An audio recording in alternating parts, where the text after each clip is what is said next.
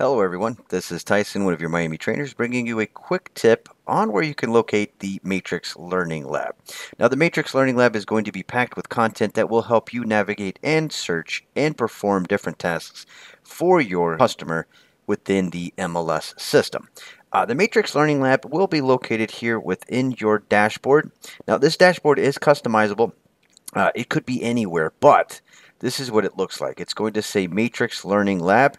In order to access the videos and tutorials that are available, you're going to click right here. Another location where you can find the Matrix Learning Lab will also be within your Miami Gateway, and you'll find it right next to your agent portal located right here where you see Matrix Learning Lab. Once you click, it's going to take you straight into the Learning Lab where you'll have access to both Matrix videos and One Home videos. I'm going to click on Matrix and show you the content that's available. If you scroll down, you're going to have video tutorials. You're going to see recommended videos as well as additional content that will allow you to perform different functions directly for your customer.